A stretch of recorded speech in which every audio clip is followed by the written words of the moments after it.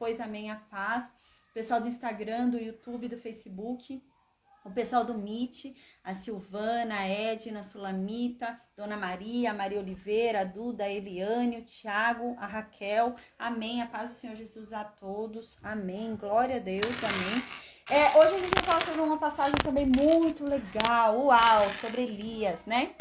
Elias e o confronto ali com os profetas de Baal. A gente vai falar sobre isso, porque chegou a hora de chover, né? Chegou a hora da chuva. A paz, Daisy, chegou a hora da chuva, então a gente vai falar sobre isso hoje, né? A gente lembra 3 anos e meio de seca, né? E agora chegou a hora da chuva. Mas não vai chover de qualquer jeito, não. Porque vocês lembram, Baal é o deus da chuva para os sidônios, ali, os fenícios, né? Para os pagãos, Baal era o deus da chuva. Mas Deus vai deixar muito claro quem é o deus da chuva. Não é Baal, não. E glória a Deus, gente, essa passagem de hoje é muito legal. Vocês vão gostar, é muito legal. Uma passagem muito interessante, né? Sobre Elias. Amém, amém, amém. Glória a Deus, amém.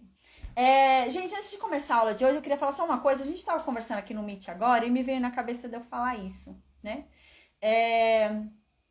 A gente estava falando, né, sobre isso, né, sobre essas 2 semanas que a gente ficou afastado e que a gente sentiu bastante. Tiveram algumas pessoas que sentiram muito, né, uma opressão muito grande, né, uma luta espiritual muito grande. Eu fui uma dessas pessoas, né, a doença até deu uma ativada aí, né, mas glória a Deus já tô melhor agora, né, mas eu tô tomando medicação, né, quase internei aí, fiquei ruim mesmo, não conseguia nem andar, eu andava me arrastando, rastejando mesmo, porque começou a ativar a doença, né? Eu já falei pra vocês, no início da doença eu tinha perdido todos os meus movimentos, né?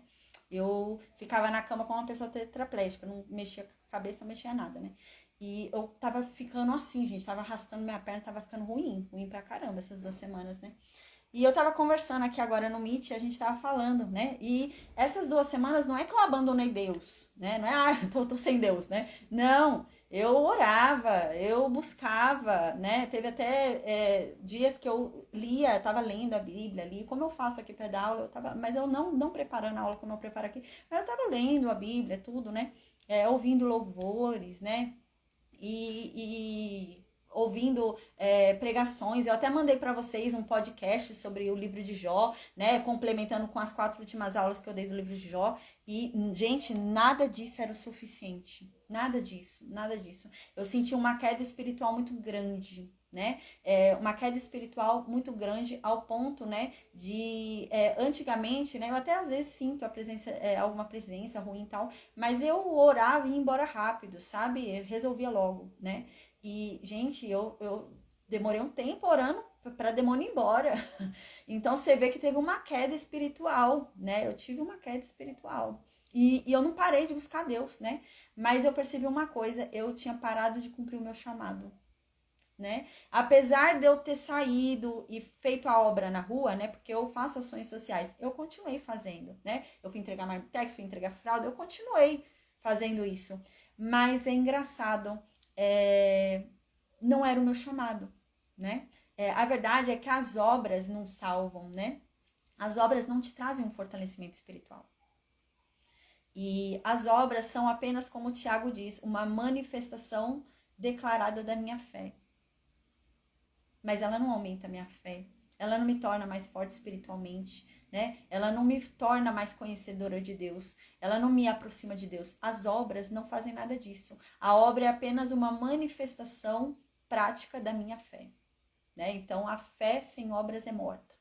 Então, eu preciso praticar a minha fé. E a obra é só isso. Sou eu praticando a minha fé, né?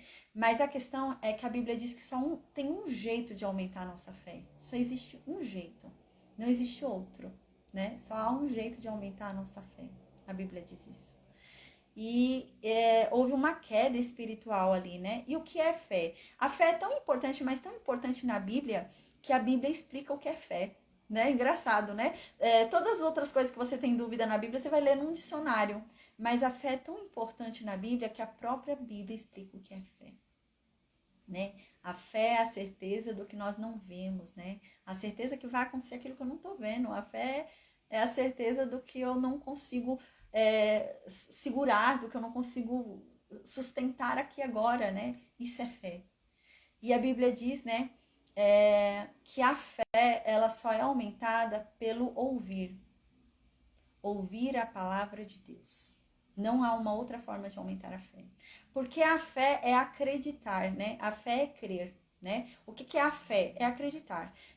Por exemplo, eu não vi o que aconteceu. Não sei o que aconteceu, tal. E um estranho vem falar para mim que aconteceu uma coisa.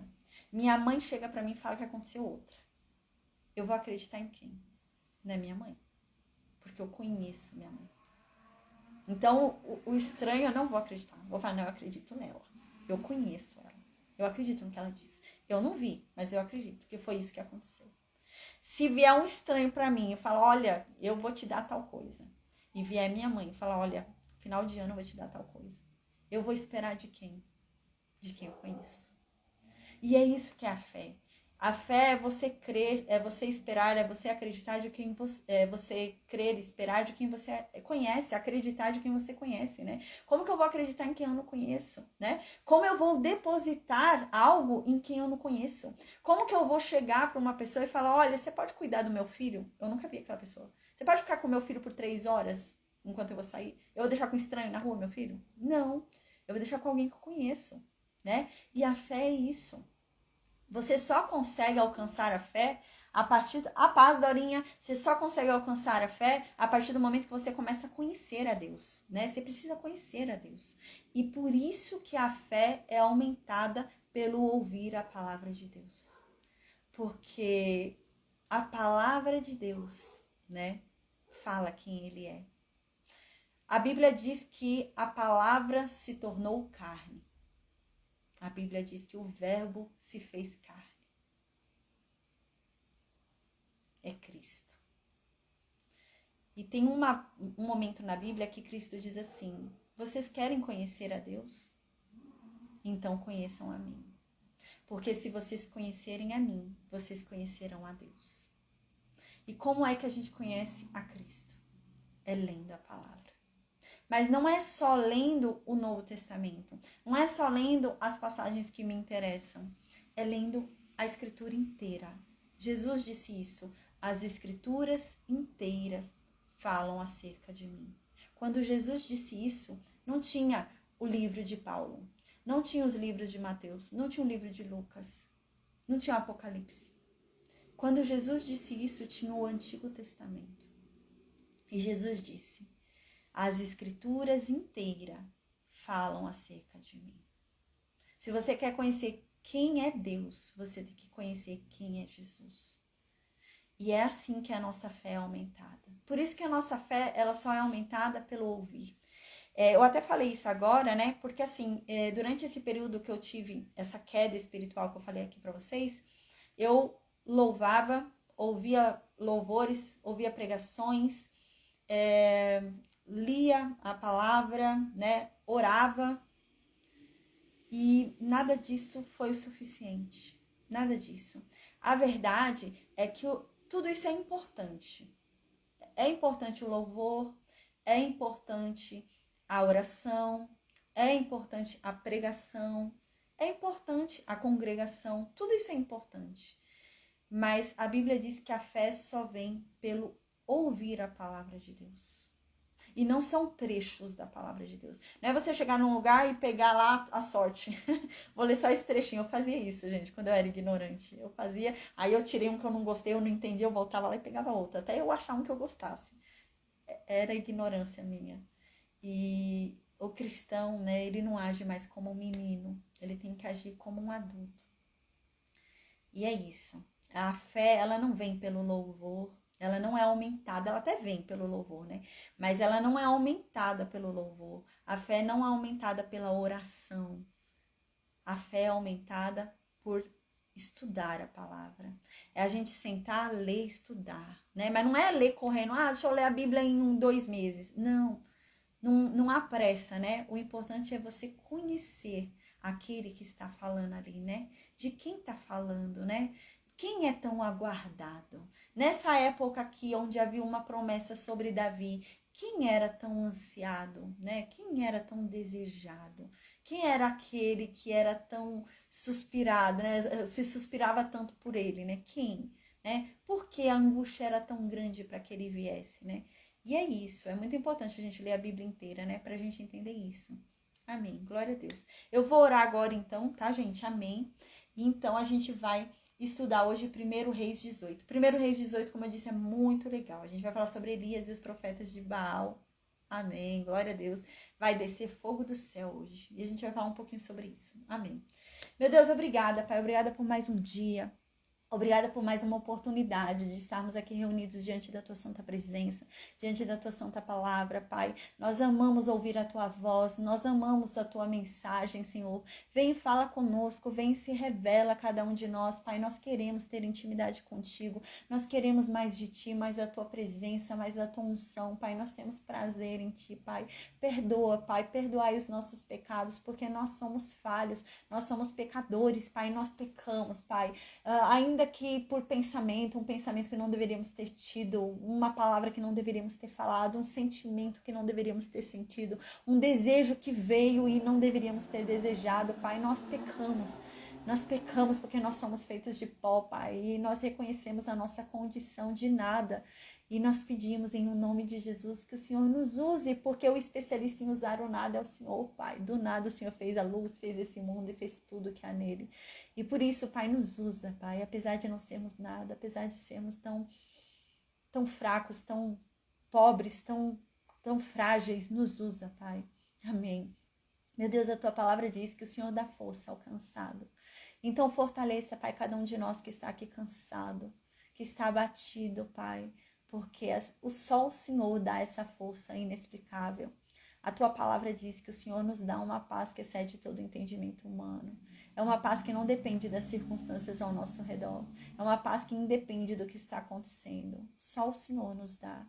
E nós queremos tudo que vem de Ti, Deus. Nós escolhemos a Ti, Pai. Não queremos ter parte nenhuma com este mundo. Queremos ter parte apenas contigo. Nós renunciamos a Satanás e tudo que é dele nós renunciamos, Pai, porque nós queremos a Ti. Não queremos nada com ele. Não queremos ter parte com ele, Pai. Nos ajuda, Senhor, porque nós queremos ser Teus. Nos santifica, nos purifica, nos limpa da nossa imundície, Pai. Nos limpa de nós mesmos, Pai, porque nós somos podres, nós somos sujos, Pai, mas Tu, Pai, é aquele que limpa.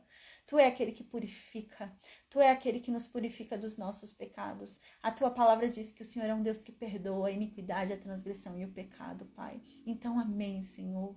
Nos ajuda, Pai. Nos ajuda a viver uma vida santa. Nos ajuda, Pai, a sermos exemplo nessa terra. Nos ajuda a ser Cristo na vida dos outros, Pai. Nos ajuda a honrar o Teu nome. Nos ajuda, Pai, a honrar o nome da família que recebemos, Senhor. Nos ajuda a ser a Bíblia viva que as pessoas lerão. Nos ajuda a ser um testemunho vivo do Teu poder nessa terra. Manifesta a Tua glória em nossas vidas e através de nós. Nos usa poderosamente para o Teu reino. Amém, Deus. Usa a nossa boca, meu Deus. Usa cada membro do nosso corpo a Teu favor, Senhor. Amém. Em nome de Jesus, Senhor. Que venhamos a Te servir nessa terra, porque o Senhor é o nosso Senhor e nós temos prazer em Te servir, Pai. A Tua servidão é leve, o Teu fardo é leve. E é a Ti que nós queremos, Senhor. Então, meu Deus, se manifesta em nossas vidas, meu Deus, em nome de Jesus. Faça o milagre que precisamos, meu Deus. Nos erga do pó em que nos encontramos. Oh, meu Deus, restitui aquilo que perdemos. Oh, meu Deus, nos dê em dobro aquilo que nos foi tirado, em o nome de Jesus, Senhor. Expanda os nossos territórios, Deus. Abençoa os projetos de nossas mãos. Conceda os desejos dos nossos corações. Alivia nossa alma. Tira de nós o nosso fardo, Pai. Nos alivia. Troca a nossa lágrima por um riso. Tira o nosso pranto e coloca na nossa boca um louvor de alegria, Pai. Amém. Oh, meu Deus, que o Senhor venha, em o nome de Jesus, abrir os nossos olhos para a Tua verdade, que venhamos a ser conhecedores da Tua mensagem, que venhamos a ser entendedores, Pai, do Teu Evangelho, para que então possamos passar adiante tudo aquilo que estamos aprendendo, Pai, amém. Que não venhamos guardar para a gente a mensagem tão preciosa, mas que venhamos a passá-la adiante para alegrar outras pessoas, assim como o Senhor tem nos alegrado. Amém, Deus, que o Senhor nos livre de todo mal, que o Senhor nos proteja nessa jornada e nos conduza e nos guie. Oh, meu Deus, com teu braço forte, meu Deus, com a tua mão, que o Senhor nos guie nessa caminhada, porque nós não teremos medo de nada, porque maior é aquele que conosco está. Se o Senhor é por nós, meu Deus, quem será contra nós? Quem poderá contra ti, Pai? Nós temos do nosso lado Deus Todo-Poderoso. Mas ainda assim, nós não te amamos pelo que o Senhor pode fazer. Não te amamos porque o Senhor é o dono de tudo, de toda a riqueza, de todo o dinheiro, e o Senhor pode nos prosperar. Não. Nós te amamos, não pelo que nós podemos ter nessa terra, mas nós te amamos, Pai, porque nós ansiamos pela tua face. Nós ansiamos por um mundo melhor. Nós ansiamos por um mundo onde não haverá luto. Nós ansiamos por um mundo onde não haverá violência. Nós ansiamos por um reino de justiça e de paz. E é por isso que nós te amamos, Deus, porque nós ansiamos pelo teu reino. Então, meu Deus, vem, Senhor, em nome de Jesus, e manifesta a tua vontade em nossas vidas. Assim como já é cumprida nos céus, que assim seja nessa terra, Pai. Oh, Jesus, volta logo e toma posse do teu reino. Porque nós ansiamos pelo teu reino, Pai. Nós ansiamos pelo teu reino de justiça e de paz. Nós ansiamos pelo dia em que não mais choraremos, e não mais teremos luto, em que não mais sofreremos. Mas nós ansiamos pelo dia da recompensa, porque a tua palavra diz que há uma coroa que nos espera. E nós ansiamos por esse presente, pela nossa coroa, pela nossa recompensa e principalmente pela tua face, por poder te abraçar e ouvir a tua voz. Viver num mundo justo. Amém, Deus. Nos proteja de todo o mal em nome de Jesus, Senhor. Oh, meu Deus, que o Senhor sacie as nossas necessidades. Supra todas elas, Pai, que nada nos falte. Em nome de Jesus. Amém. Amém, amém, amém. Glória a Deus. Amém, amém, amém. Glória a Deus. Francisco está perguntando no Facebook se quando nós oramos, nós falamos com Deus mesmo ou a gente fala sozinho. Francisco, tem gente que quando ora fala sozinho. Mas tem gente que quando ora fala com Deus. Eu já falei várias vezes com Deus. Teve um momento na minha história que eu não posso fazer cirurgia, é muito arriscado para mim, né? Por conta da doença degenerativa, imunidade baixa. Eu estava fazendo quimioterapia na época e o meu joelho, ele estava com uma necrose óssea. E um ortopedista falou para mim que eu ia ter que pôr uma prótese. E era muito arriscado para mim pôr a prótese. E o osso tinha morrido. Era um osso podre, necrose. Eu precisava pôr uma prótese no lugar do joelho. Eu orei a Deus. Agora eu vou te falar algo que eu quero que você me explique, Francisco. Porque você vive me fazendo perguntas sobre Deus. Agora eu quero que você me fale o que eu vou falar agora, segundo a medicina. Quando eu voltei nesse ortopedista, eu tenho até hoje aqui tudo. Quando eu voltei nesse ortopedista, o ortopedista viu meus exames, eu fiz novos exames de imagem para ele me preparar para a cirurgia, para eu pôr a prótese. Ele falou, mas peraí, eu não tô entendendo. Eu falei, o que o senhor não tá entendendo? Ele falou, seu osso. Eu falei, que tem meu osso? Ele falou, tá normal. Ele falou, eu nunca vi isso. Um osso necrosado voltar. Um osso que já estava morto ficar bom de novo. É como se fosse uma pessoa que não tem a perna e a perna cresceu, entende? É nesse nível. Eu só deixo essa para você, Francisco. Tem gente que ora e não fala com Deus.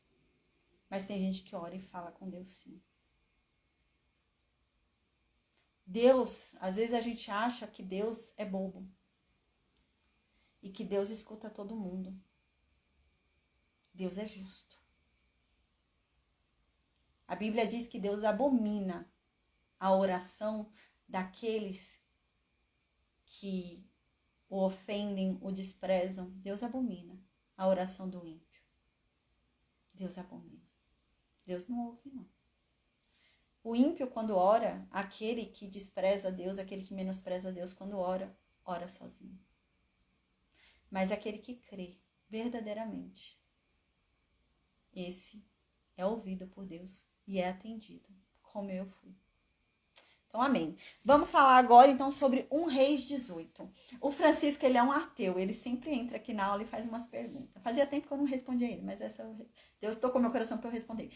1 Reis 18, tá? Primeira Reis, né? Primeiro livro de Reis, capítulo 18. Uau! Esse capítulo é extraordinário, gente. Capítulo legal. Uau! A paz, Batuta. Amém. Deus te abençoe. Gente, a música que a gente ouviu hoje, tá? Deixa eu falar aqui, né? Tem um aluno que ele gosta, depois de ouvir os louvores de novo, é Caia Fogo do Céu, de Fernandinho, tá?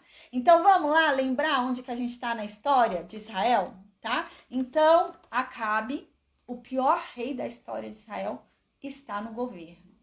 E ele foi e se casou com Jezabel, a filha de um sacerdote de Baal, tá? Então, Acabe tomou Jezabel como esposa. Ela é a rainha, ele é o rei.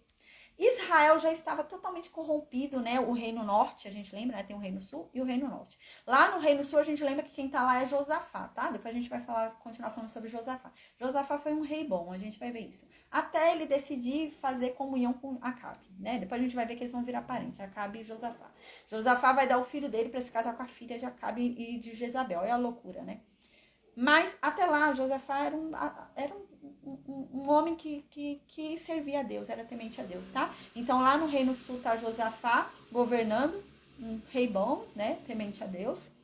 Lá em cima, no reino norte, quem tá governando? Acabe, o loucão. Acabe tá lá em cima, né? E Acabe, né? Ele tem um casamento com Jezabel, né? Meu Deus do céu, Jezabel doidona, né? Francisco Souza falou: estranho é que Deus cura você, mas não cura uma criança em fase terminal. Deus faz a acepção de pessoas. Francisco, Deus me curou do meu osso. Mas quando eu tava com 5 meses de gestação, o coraçãozinho do meu bebê parou na minha barriga. Eu orei a Deus para ressuscitar meu filho. E Deus não ressuscitou. E eu te falo agora como alguém que perdeu. Eu perdi meu filho com 5 meses na minha barriga. O coraçãozinho dele parou. E eu entendo que tudo que Deus faz há um propósito. Ele sabe o que ele faz. E a fé é isso. A fé é acreditar que ele sabe melhor do que eu o que fazer. Eu queria que meu filho tivesse morrido? Não. Mas eu confio em Deus. Se essa foi o desejo, não vou dizer nem a vontade, porque a vontade de Deus não era essa, porque a vontade de Deus era que a gente não tivesse corrompido e não houvesse mal nesse mundo. Mas se esse foi o desígnio de Deus, eu aceito. Não tem problema. Não tem problema. Entende? E essa é a questão. Quando Jesus veio à Terra, Francisco está falando, então as promessas são falsas. Francisco, eu vou te explicar uma coisa que muita gente não entende. Quando Jesus veio à Terra, ele fez muitos milagres. Muitos. Nunca se houve tantos milagres como na época de Jesus. Mas o foco não eram os milagres. Jesus só fez tantos milagres daquela forma porque era necessário que se cresce nele pelos sinais. Por isso que ele manifestou tantos sinais. Para que a gente cresce nele. Mas o que importa, a mensagem central do evangelho, não são os milagres. A ressuscitação é um milagre. A cura é um milagre.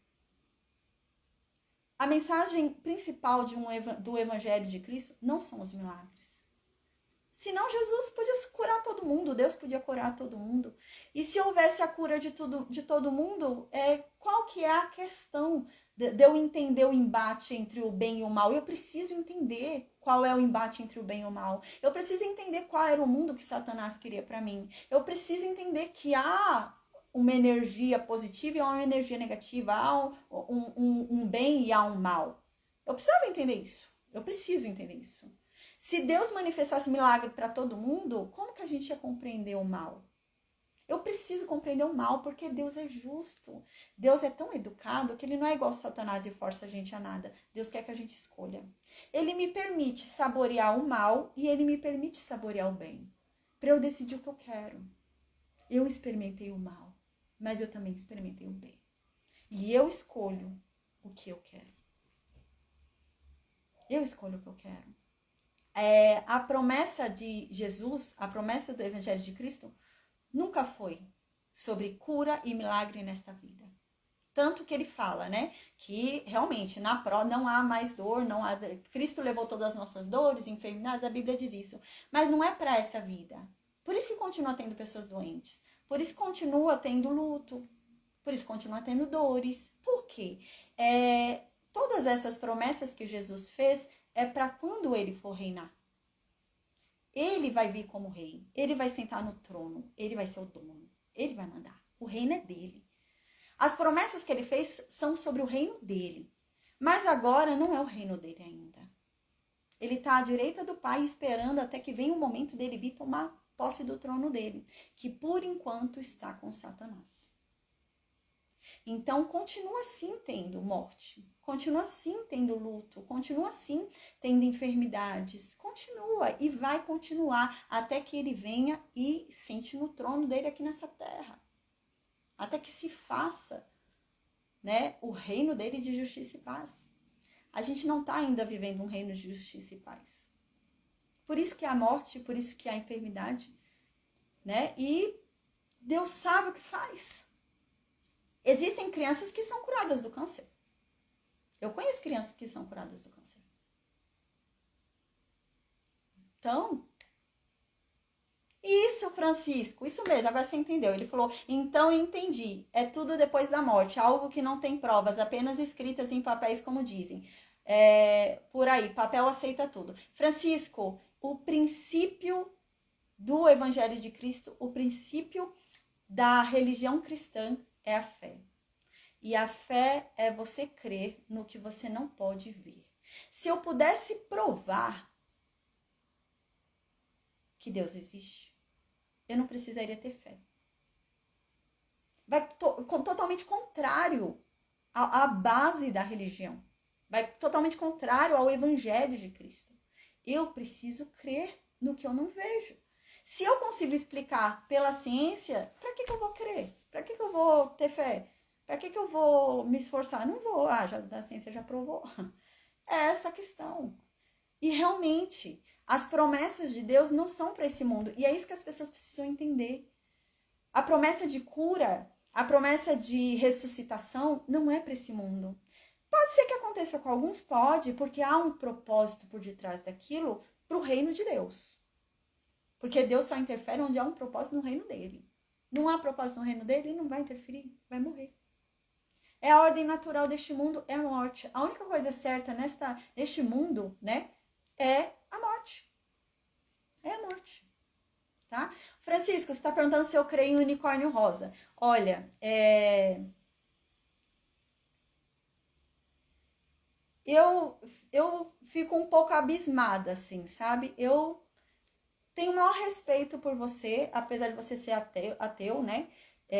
Já teve gente aqui de candomblé entrando e assistiu a aula. Já teve transexual que entrou, participou da aula. E eu sempre respeito todo mundo. Sempre respeito. E eu respeito você, Francisco. É uma decisão sua. Você não é obrigada a crer no que eu creio. Entende? E é muito triste para mim pensar que você está aqui parado, assistindo a aula, né? E você entra numa coisa que você não crê, que você não acredita, para dispor uma energia, né? Para tentar ofender, para tentar ficar. Isso é muito triste. Você não consegue enxergar isso, mas eu consigo ver que você podia estar num lugar melhor. Você podia estar sentindo uma paz, você podia estar se sentindo melhor. Porque você pode achar que você está feliz desse jeito, mas eu te digo que existe um lugar onde você encontraria a felicidade de verdade, e não é isso daí não, tá? Então eu só te digo isso, tá? Então, eu não vou te obrigar a nada, Francisco.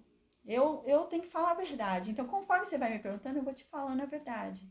Mas em nenhum momento eu vou te ofender, em nenhum momento eu vou te obrigar a nada, né? É livre-arbítrio. A gente só salva nós mesmos. Eu não posso salvar ninguém. Eu só salvo a mim mesma. A única coisa que eu posso falar é falar a verdade. Agora, se você crê ou não crê, não é comigo. Não depende de mim. Mas eu espero realmente que você mude, né? Você mude, você seja tocada aí pelo Espírito do convencimento de Deus e Espírito Santo, né? Tá bom? Não, Francisco, você acredita em unicórnio? Ah, então tá bom.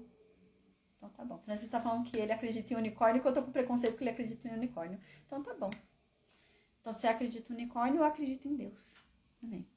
Então, no versículo, cada um acredita no seu Deus, né? O meu Deus é o Deus de Israel, é o Deus de Jesus. Amém. Glória a Deus por isso. Então, gente, a gente lembra que na história de Israel, né, tava acontecendo o que ali? Era Acabe. Acabe era rei. Acabe casou com Jezabel. Jezabel era filha de um sacerdote de Baal, chamado Etibaal, rei de Sidom. Então, gente, a gente lembra qual era a história do Reino Norte. O Reino Norte já vinha sofrendo muito por causa das consequências do pecado de Jeroboão. Lembra? Jeroboão já tinha criado um pecado ali tremendo, criado 2 touros de ouro, né? E já vinha fazendo atrocidades ali no Reino Norte. E os reis que foram surgindo depois de Jeroboão iam aumentando o pecado de Jeroboão. Até que chegou Acabe. Aí Acabe piorou, lascou de vez. Acabe foi pior, né? Não, Francisco, eu até te convido a ficar na aula, não precisa pedir desculpa não, eu te convido a ficar. Não tem problema nenhum pra mim, Francisco, você assistir a aula, você quer fazer pergunta, você faz, entendeu? Eu só tô querendo te dizer o quê? Eu não tô tentando te convencer de nada, porque eu não convenço. Não sou eu que te convenço de que o meu Deus é Deus.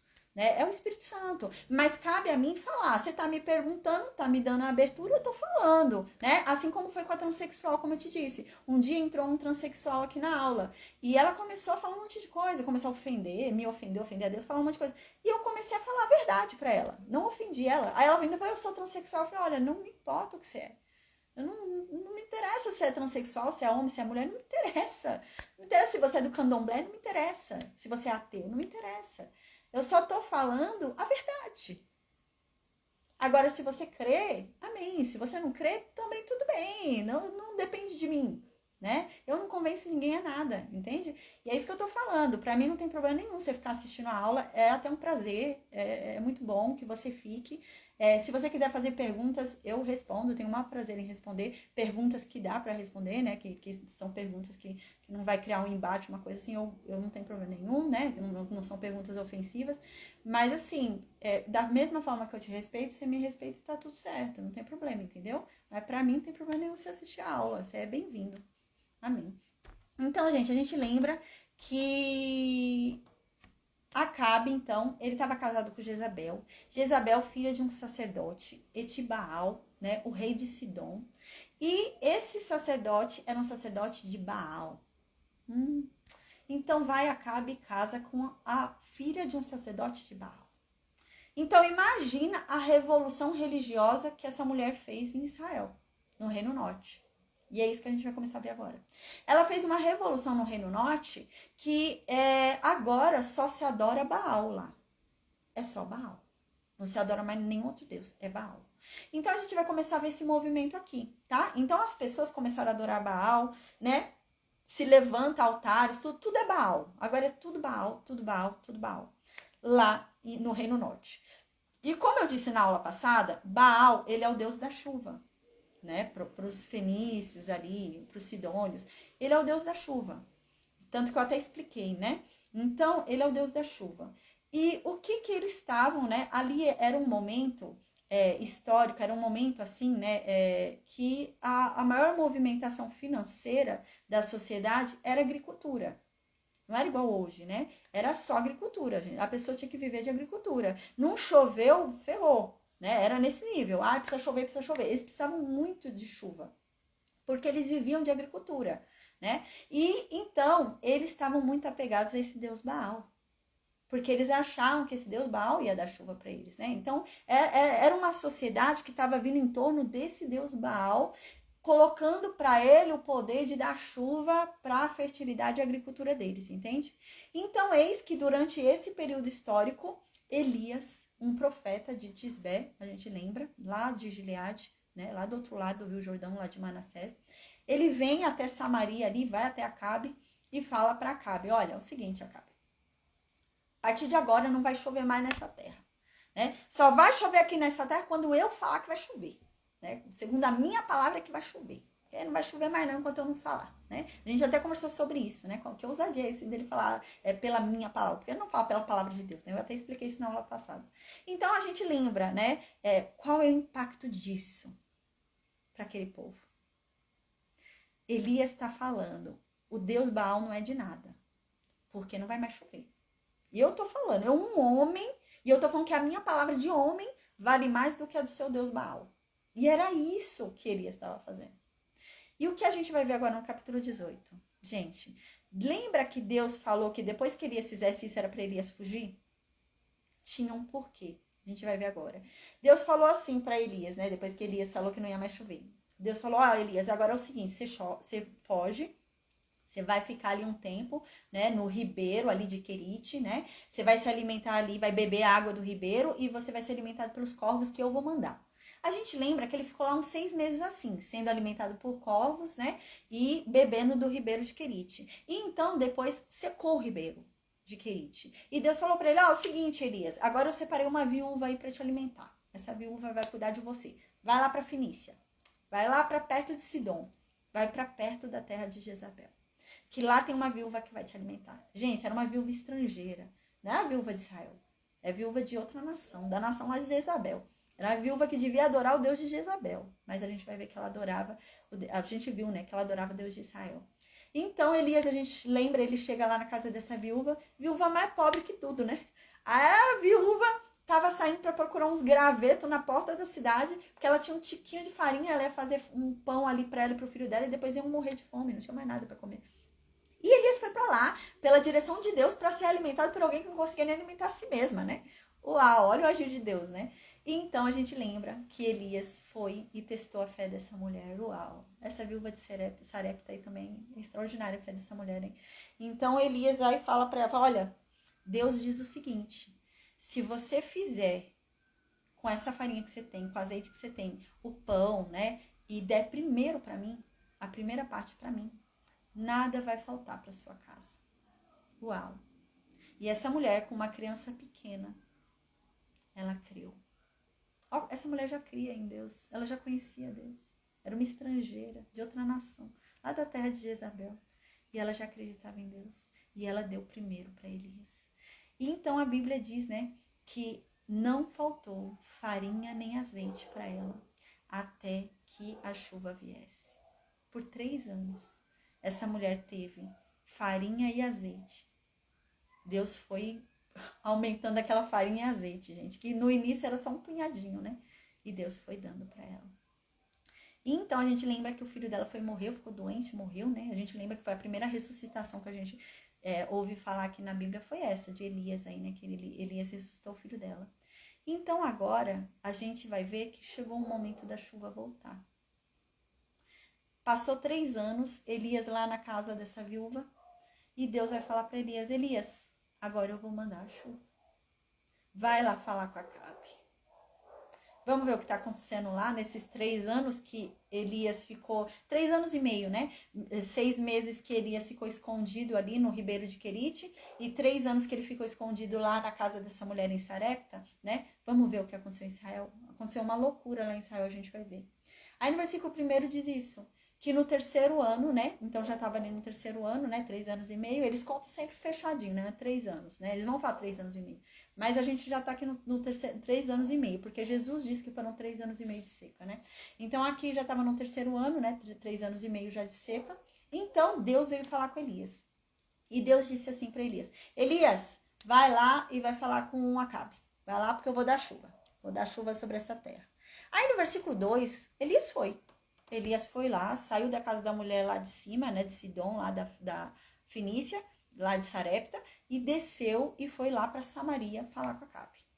E então diz, né, que lá em Samaria a fome era extrema por causa da seca. Eles viviam fundamentalmente da agricultura.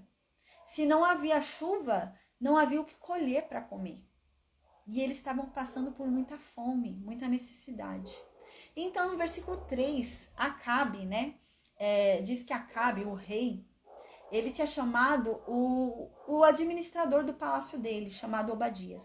Ele chamou o administrador do palácio dele e falou, é o seguinte, vamos sair comigo pela terra para a gente tentar ver se acha algum pasto, algum lugar que ainda tenha capim, algum lugar que ainda tenha verde, para a gente levar os animais para pastarem, para que eles não morram, né? Para a gente ver se encontra ainda algum lugar que tenha verde aqui nessa terra. Vamos sair comigo, Obadias. Mas aqui no versículo 3 e 4 diz que Obadias era um homem que temia muito a Deus. Era um homem muito... Ele tinha medo de Deus, temor a Deus, né? Então ele era fiel a Deus. Aí diz que o nível de fidelidade de Obadias com Deus era o seguinte, diz no versículo 4. Ao ponto de, durante esse período de seca, de 3 anos e meio, o que eles começaram a pensar? O que Jezabel pensou? Jezabel era filha de um sacerdote de Baal. O que Jezabel pensou? Não tá chovendo. Faz 3 anos e meio que não tá chovendo. E Elias veio e falou que não ia chover. Então Baal deve estar descontente. A gente deve ter ofendido Baal.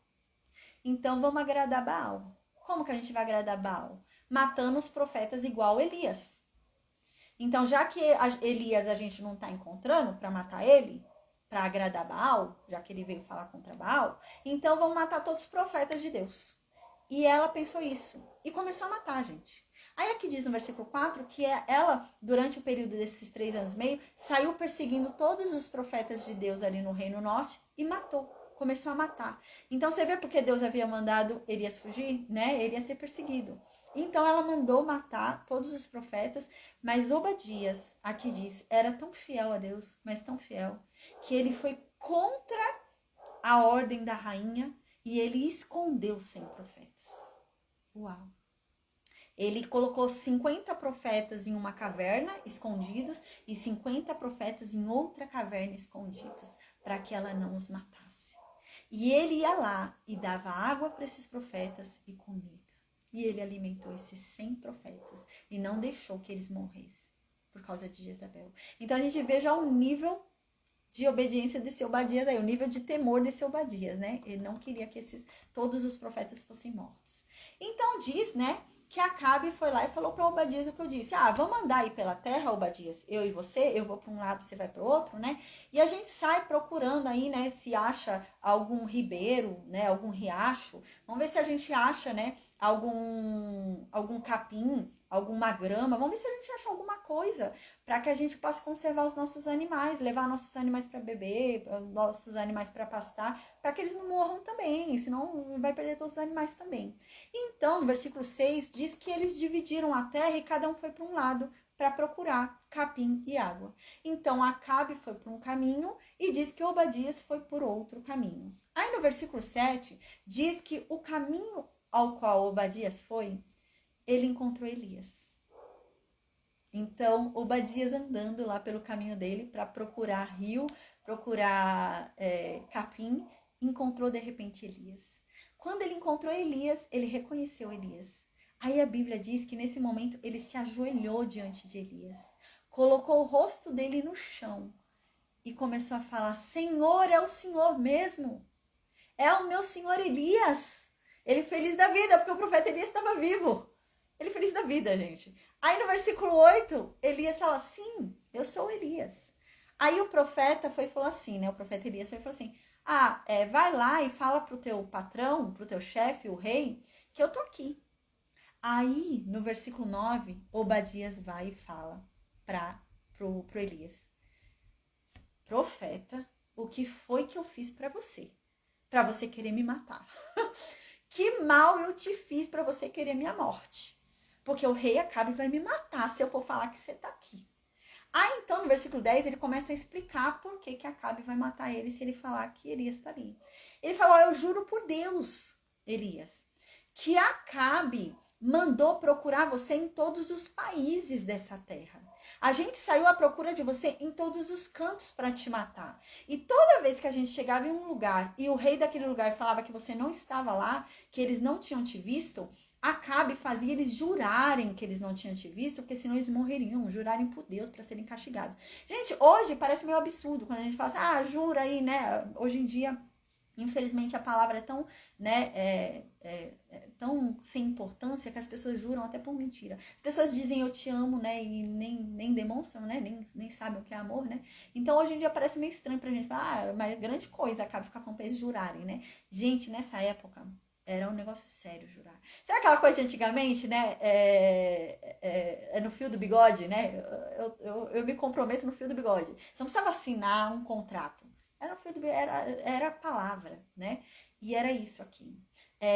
Nessa época, principalmente, se temia muito a Deus, seja qual Deus for, né? Eles temiam muito, muito mesmo. Então, eles jamais jurariam em falso, porque eles tinham muito temor de serem castigados por Deus. E era isso. Quando Acabe fazia eles jurarem, gente, era nesse nível. Era coisa séria, né? Era uma coisa ao nível de... Ele tá falando, se eu mentir, eu vou ser morto. Me mata, né? Era nesse nível, tá? Então, falou que ele fazia todos eles jurarem que não tinham encontrado Elias mesmo. Aí, então, no versículo 11, Obadias fala, e agora... Elias, você quer que eu vá lá e fale para Acabe que você tá aqui, né? Aí ele diz qual é o medo dele, né? Porque senão você pode pensar, pô, ele vai receber um prêmio. Já que Elias está sendo tão procurado, se ele falar que ele encontrou Elias, ele vai receber um prêmio por ter encontrado Elias, né? Vai receber um troféu, um dinheiro, né? Mas o medo de Obadias não é esse. Olha o que Obadias pensa. Obadias diz assim, por que Elias? Eu tenho certeza que quando eu for lá avisar para Acabe que você tá aqui, o Espírito de Deus vai vir e vai te tirar daqui, porque Deus não vai deixar você ser morto. Gente, olha a fé desse homem. Olha a fé desse Obadias.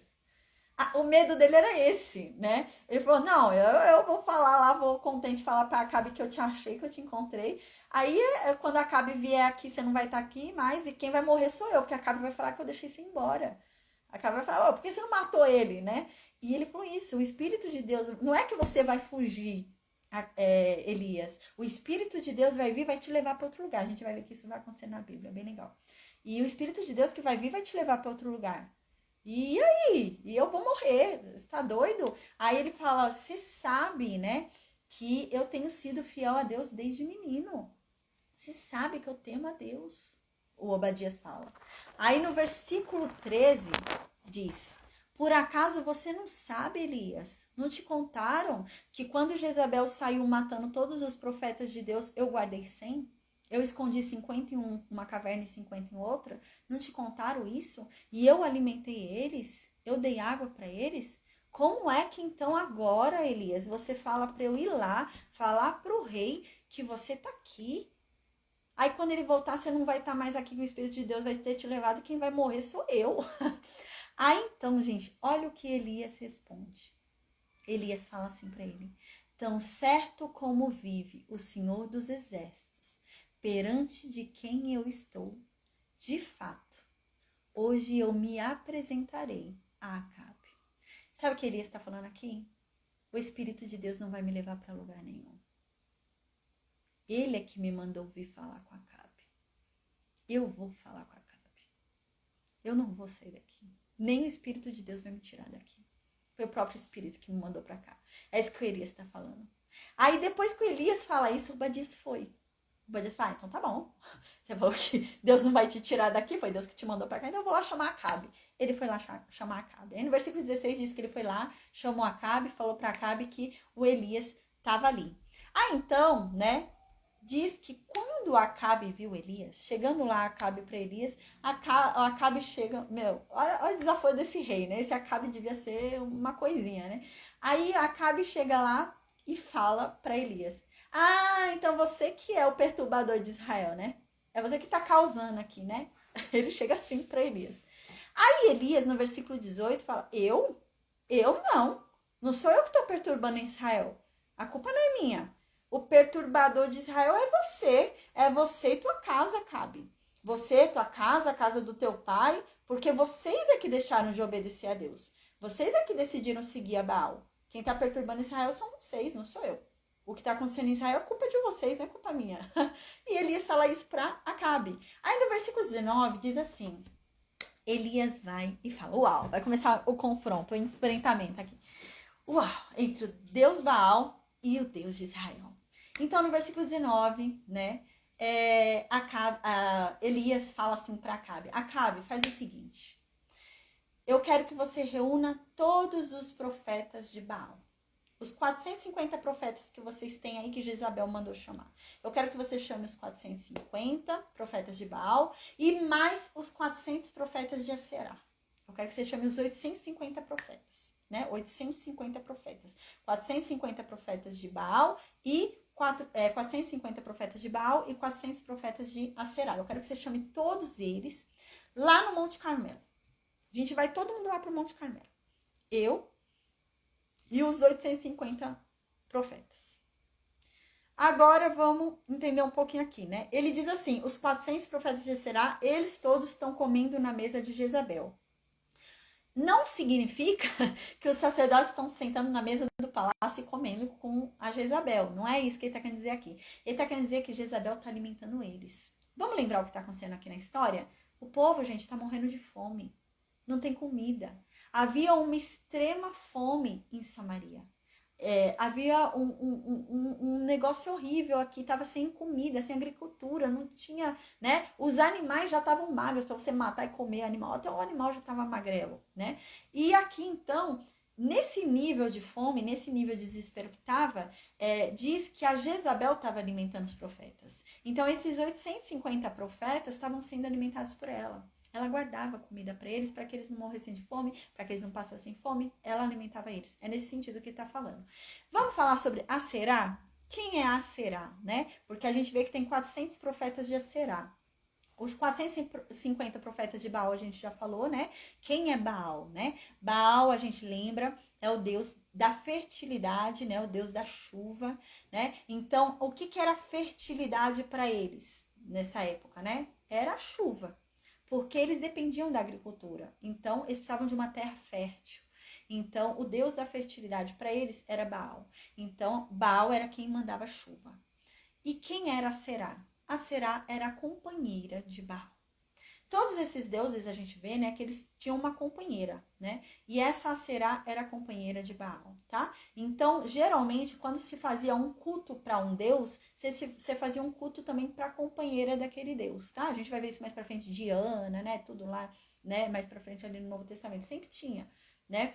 Uma deusa também, tem um deus e uma deusa, tá? Então, eles eram companheiros. Então, você satisfaz os dois deuses e você tem o que você quer. Então, eles ofereciam cultos, né, prestavam rituais ali, tanto para Baal como para Aserá. Mas os dois deuses são deuses do quê? De fertilidade. Eles são casados, são deuses de fertilidade. E qual fertilidade é essa? Da terra. Então, vamos lembrar, o culto deles é totalmente imoral. Era um culto totalmente de orgia.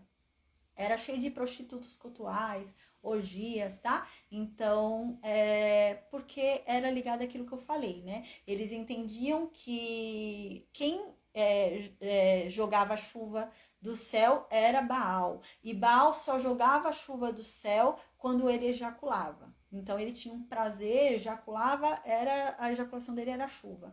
E então, eles tentavam alimentar esses dois deuses para que viesse a chuva, tá? Então, é nesse nível.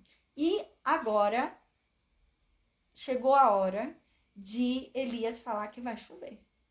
Vai chover. Mas quem é que vai mandar a chuva? Vai ser Baal e Aserá ou vai ser o Deus de Israel? E é esse momento que a gente está se encontrando aqui. Aí, para isso, ele fala, ó, é o seguinte, chama aí os 450 profetas de Baal, que tem aí, que a Jezabel chamou para o Reino Norte, e mais os 400 profetas de Aserá. Chama todos eles aí.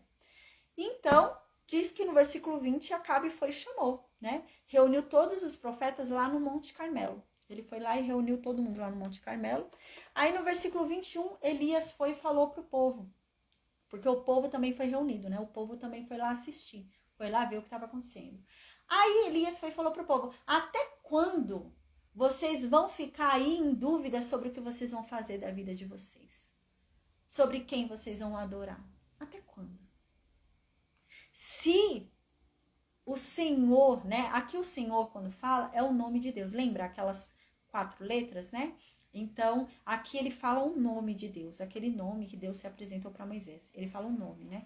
Se, né, o Senhor é Deus, né? Se Yahvé, né, Jeová, se aquele tetragrama, né, é Deus, adorem a ele, adorem a Deus.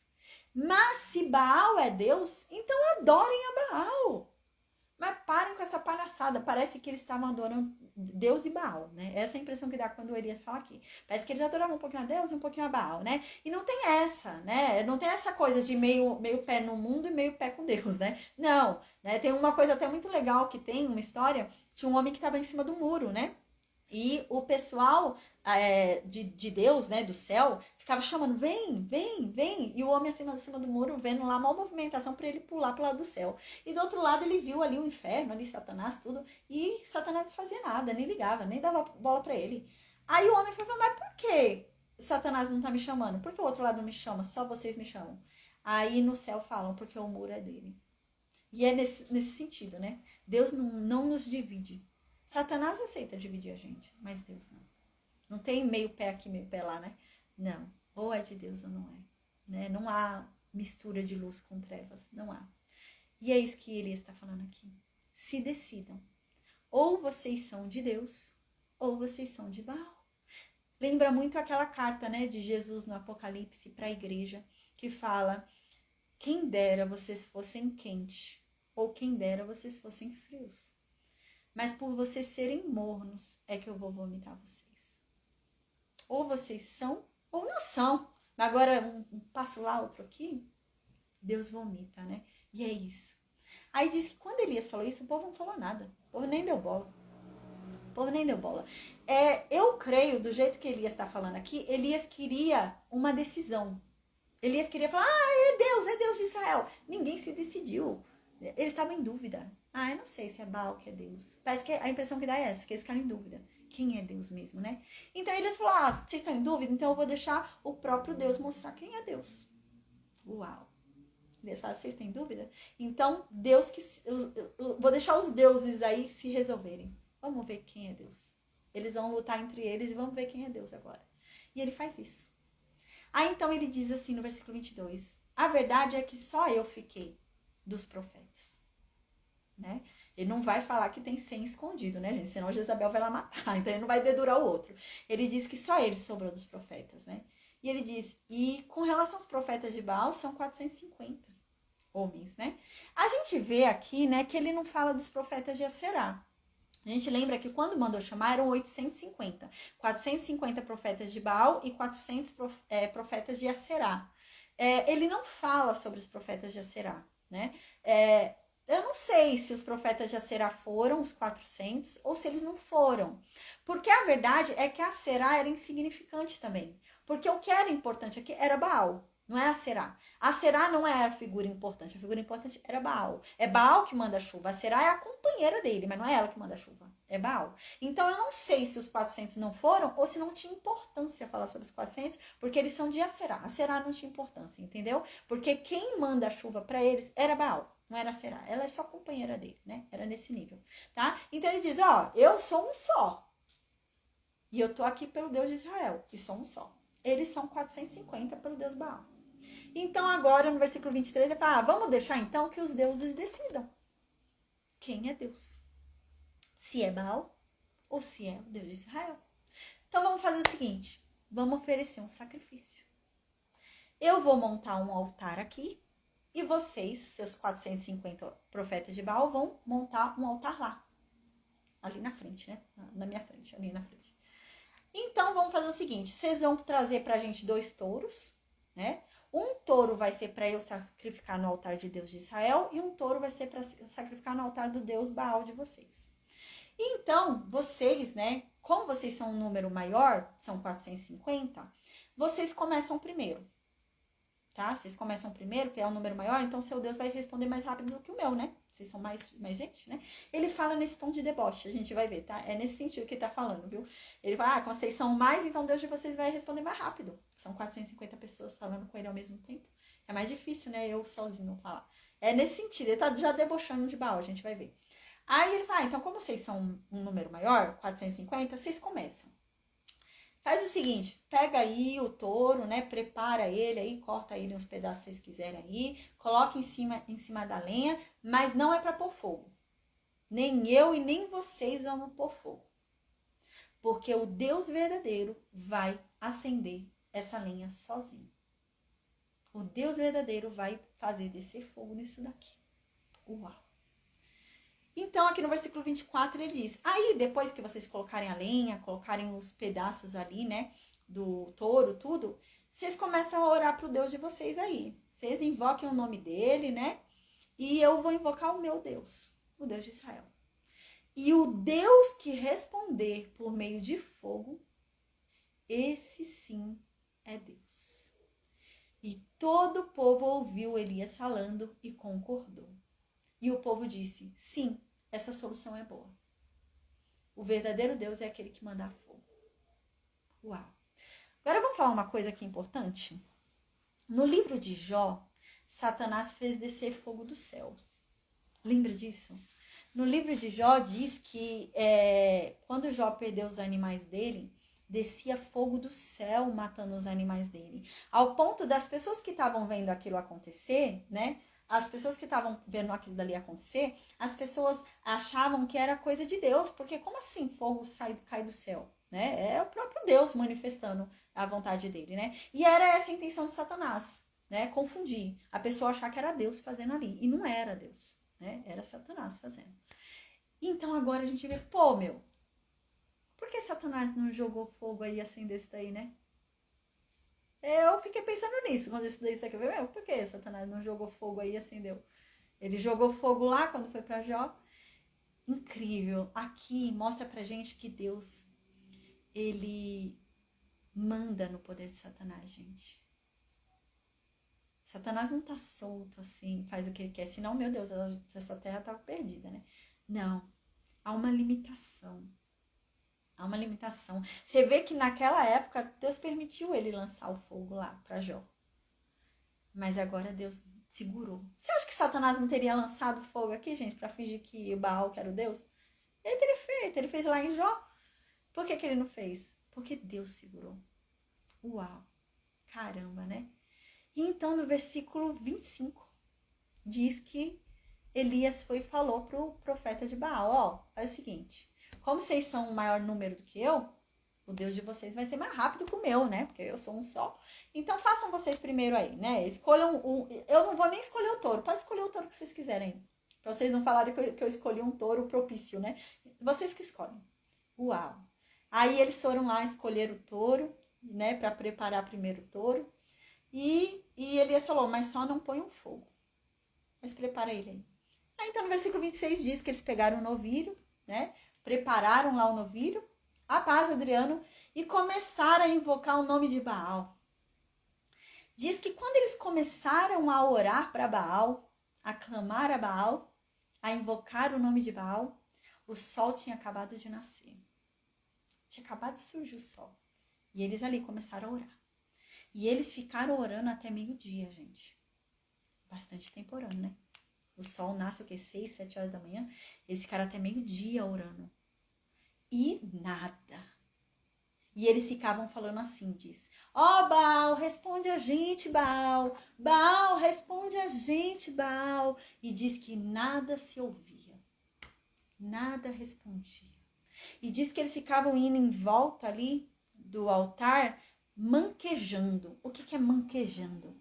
Manquejando é um sinal de fraqueza. É mancar. Eles ficavam arrastando a perna assim, sabe? Em torno do altar. Eles iam arrastando as pernas e fazendo assim, se arrastando, sabe? Em torno do altar. É isso que eles faziam.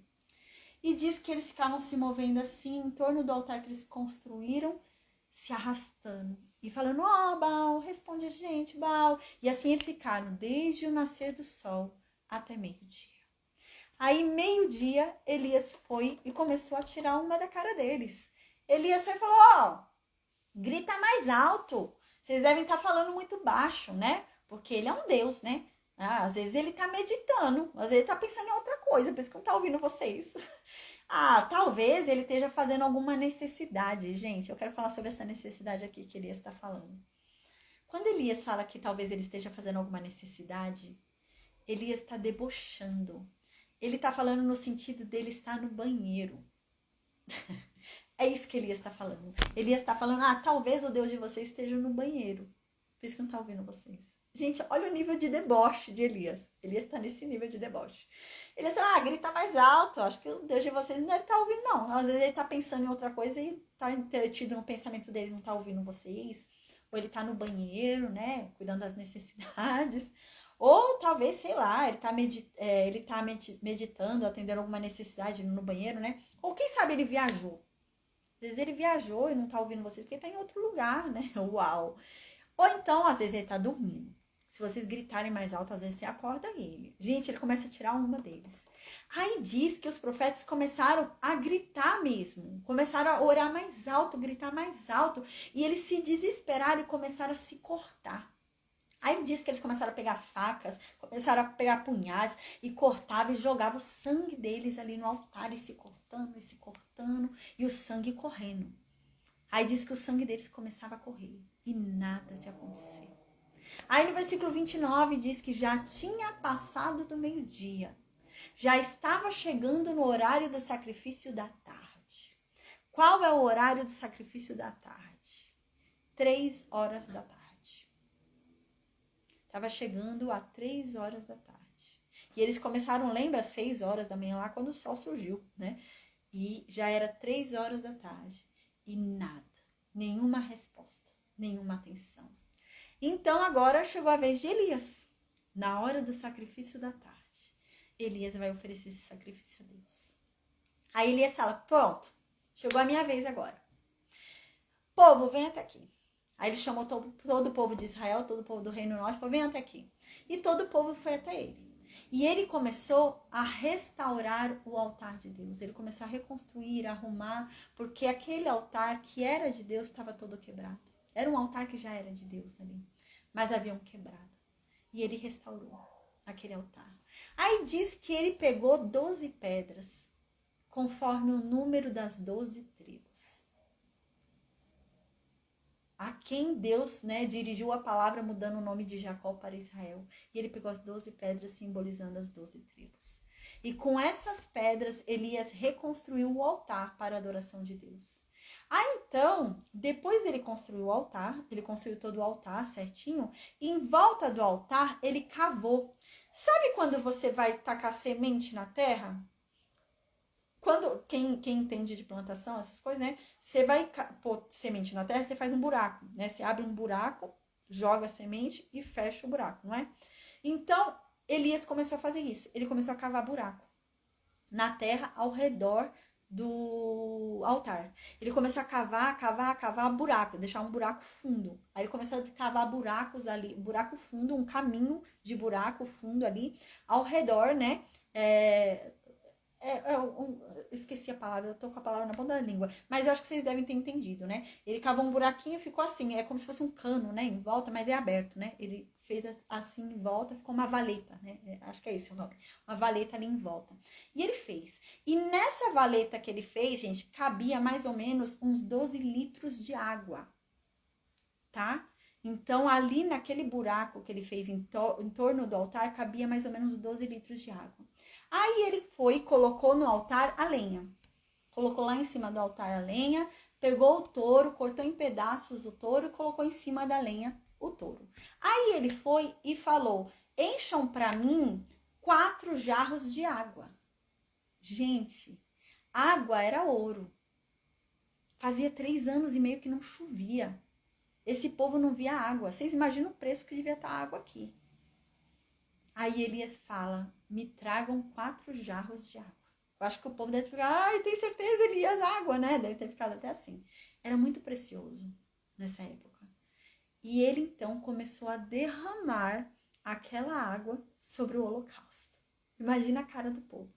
Ela falou, Elias, você tá desperdiçando, a gente precisa de água, você jogando água, né? E ele jogando todos os jarros ali em cima do touro, da lenha, jogando tudo ali aquela água, naquele sacrifício.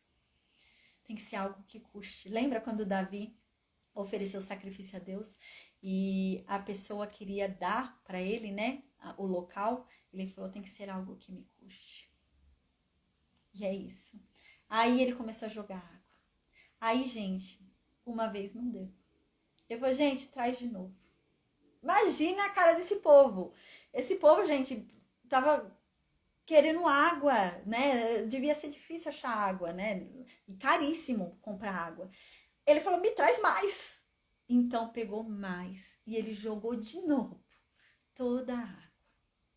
Então ele diz, me traz mais uma vez, 3 vezes. E jogaram a água pela 3ª vez. Aí diz que a água correu do touro, foi pela lenha, desceu ao altar e ficou na valeta. Lembra aquele buraco que ele criou em torno do altar? A água ficou ali, encheu toda a valeta. Uau!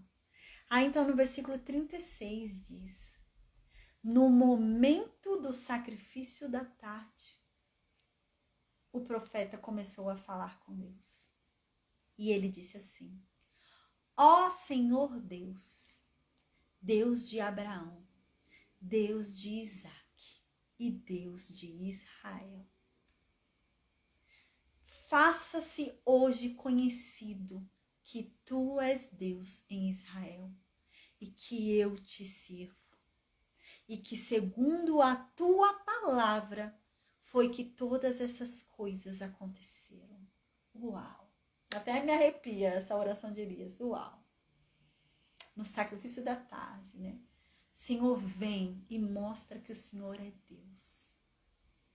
Vem e mostra que eu te sirvo. Vem e mostra que não fui eu que fiz tudo isso, mas foi o Senhor. Uau! Aí no versículo 37, ele diz, Deus me responde. Me responde para que todo este povo aqui saiba que o Senhor é Deus. E é o Senhor quem faz o coração deles mudar. Uau! Aí então diz que Deus enviou fogo do céu. Uau! O fogo veio, gente. E diz que quando o fogo veio, o fogo queimou o sacrifício, queimou a lenha, queimou as pedras, as 12 pedras, queimou a terra e ainda secou a água da valeta. Uau! Que legal! Aí no versículo 39 diz que quando o povo viu isso, caiu de joelho. O povo todo caiu de joelho, jogou o rosto no chão e começaram a gritar, o Senhor é Deus, só o Senhor é Deus. Eles falavam aqui o nome de Deus, tá, gente? É aquele tetragrama, né? Só o Senhor é Deus. E gritavam. Uau. Aí então Elias, no versículo 40, falou, agora vão e prendam esses profetas de Baal, para que nenhum deles escape. Vamos fazer com eles o que se fizeram com os profetas de Deus. Então diz que prenderam eles. Aí Elias foi e levou eles ao ribeiro de Quizon. E ali naquele mesmo ribeiro ele matou todos os profetas. Uau! Aí então no versículo 41, Elias vai para Acabe e fala, Acabe, é o seguinte, vai comer, porque eu já estou ouvindo barulho, ó, de chuva. E é chuva forte que vem, viu? Gente, a fé desse homem, vocês vão ver que é extraordinária. A gente vai ver que não tinha sinal nenhum de chuva. Ele vai mandar o servo dele ver se tem sinal de chuva. Não tem.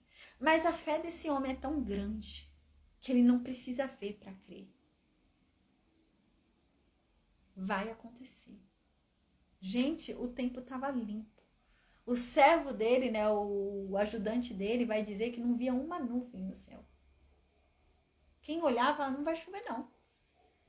Mas olha a fé de Elias. Ele tinha certeza que Deus ia fazer. Ainda que não parecesse. Olhava assim, não, tá muito seco o tempo, não vai não. Não tem nenhuma nuvem, não vai chover não. E ele ainda falou, Acabe, vai comer logo porque vai cair uma chuva forte, viu? Não é chuva pouca não, é muita chuva. Uau. Versículo 42, então, diz que Acabe foi comer. Acabe foi lá, foi comer, né? Até eu, né? Acabei de ver o fogo descendo do céu, o homem orou, o fogo desceu do céu. Acabe acreditou. Acabe foi comer. Aí diz que enquanto Acabe foi comer, Elias subiu lá no Monte Carmelo. Aí lá ele se inclinou até o chão.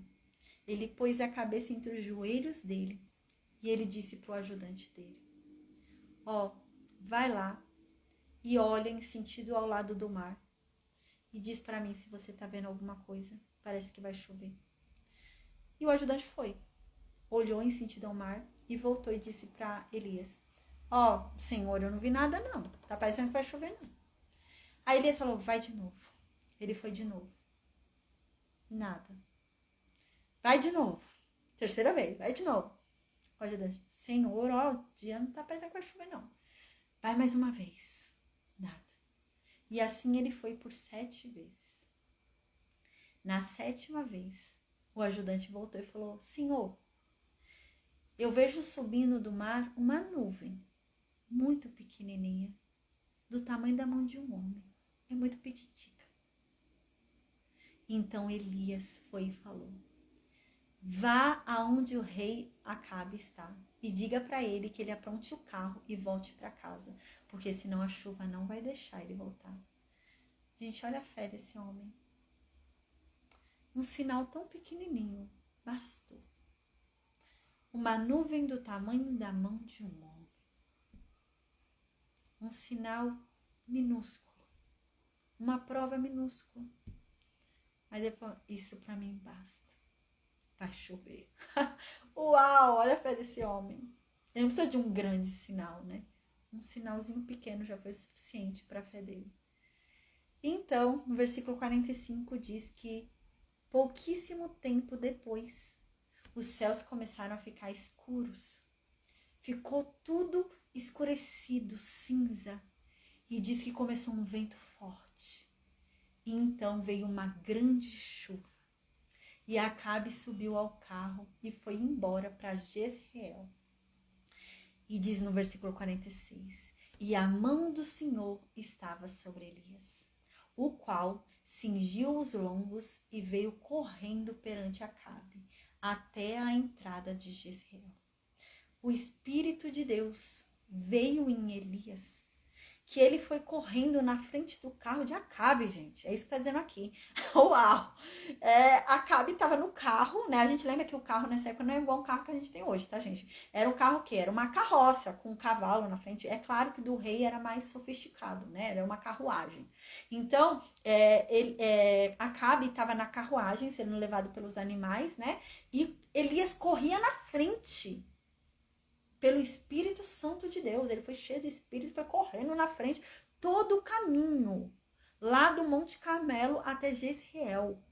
Ele foi correndo. E eu fui pesquisar que caminho é esse. Quanto tempo que é esse caminho? Gente, é mais ou menos uns 16 quilômetros e pouco. Aí eu fui fazer um teste para ver quanto seria 16 quilômetros aqui onde eu moro, para ter uma ideia. Aqui onde eu moro, 16 quilômetros daria um pouco mais ainda, tá? Porque deu menos ainda esse percurso que eu fiz. Daria mais ou menos do Tatuapé até um pouco mais pra frente de Itaquera. De carro, do Tatuapé até um pouco mais pra frente de Itaquera, eu levo uns 40 minutos.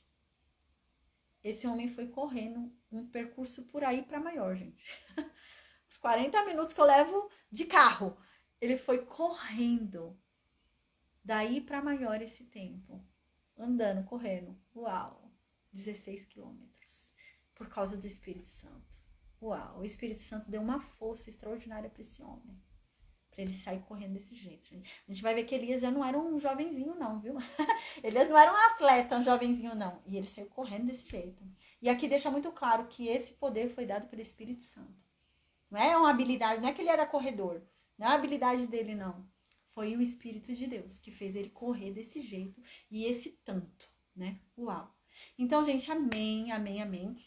Na próxima aula, eu vou ver se eu vou dar aula amanhã, né? Porque amanhã eu vou fazer entrega de fraldas, cesta básica. Vou ver se vai dar para fazer amanhã a aula. Eu quero, né? Eu tava com muita saudade, eu quero fazer a aula amanhã. Amanhã, se a gente for fazer, vai ser 1 Reis 19. 1 Reis 19, a gente vai ver um Elias diferente. A gente vai ver uma passagem onde Elias tá depressivo. ele cai numa depressão profunda, ele pede para morrer, né? Nossa, Elias está com medo de Jezabel, um homem que acabou de orar a Deus e Deus mandou fogo do céu para atender ele estava cheio de ousadia aqui, né? Falando de Baal, ele vai ficar com medo de Jezabel, vai correr com medo de morrer, vai pedir para Deus para morrer, que não aguenta mais, que quer morrer logo, que não quer mais ficar, não sei o quê. Gente, a gente vai encontrar um Elias totalmente diferente, né? Depressivo, humano, né? Com medo, né? A gente vai ver como, porque às vezes a gente acha até difícil, né? Meu Deus, como que um homem tão extraordinário, né? Mas mostra pra gente também o quão humano ele era. É o que Tiago diz, né? Tiago fala pra gente no livro dele, gente, entendam, a nossa oração tem muito poder. Muito poder. A gente pode curar enfermos. A gente pode fazer até com que pecados sejam perdoados orando. A gente pode. É engraçado, no Novo Testamento tem uma passagem que tem uma mulher que ela pede para Jesus, né? E eu acho que é ressuscitar, não lembro se é curar ou ressuscitar a filha dela. E ela, engraçado, ela podia falar assim: Jesus, tem compaixão da minha filha. Ela podia falar assim, né? Jesus, tem compaixão da minha filha? Ela fala: Jesus, tem compaixão de mim. Você vê quanto isso é importante? O outro tá enfermo, o outro tá com problema, o outro tá doente, o outro tá sendo afetado. E eu tô orando por ele, mas eu não tô pedindo para Jesus ter compaixão dele. Eu tô pedindo para Jesus ter compaixão de mim. Uau! É isso que Tiago estava dizendo. A oração tem o poder de fazer com que pecados sejam perdoados. Uau, que incrível, né? E a gente vai ver um Elias diferente, nossa. E a gente vai ver também o chamado de Eliseu. No próximo capítulo a gente vai ver que Deus já vai falar que Acabe vai cair. Deus já vai levantar uma pessoa para ficar no lugar de Acabe. Vai ungir aí uma pessoa para destruir, matar todo mundo da família de Acabe. Deus vai levantar essa pessoa, já vai ungir, mas vai demorar um tempo ainda até isso acontecer, tá, gente? Mas Deus já vai ungir essa pessoa. E também, gente, vai ter o chamado de Eliseu. Vamos começar a conhecer Eliseu. Eliseu vai entrar na história aí, tá? Então, amém. Eu vou ver se amanhã a gente consegue dar essa aula, eu vou ver, amanhã eu vou ter que fazer entrega, mas eu vou ver direitinho, aí a gente faz essa aula, amém. Mas a aula de amanhã também é muito legal, gente. A gente vai conhecer um Eliseu diferente, vamos falar um pouquinho sobre isso. Que extraordinário, a gente vai ver ele na caverna, né?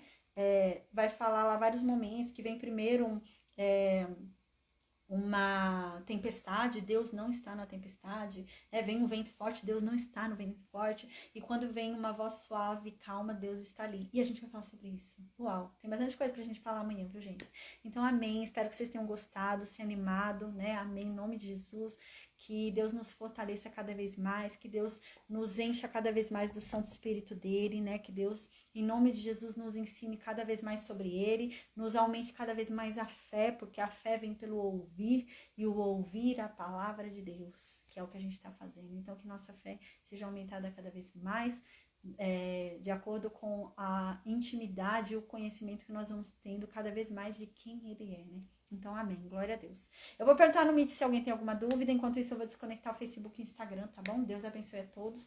E até amanhã ou quinta-feira com a graça de Deus, tá bom? Amém. No Meet, gente. Deixa eu só desconectar aqui.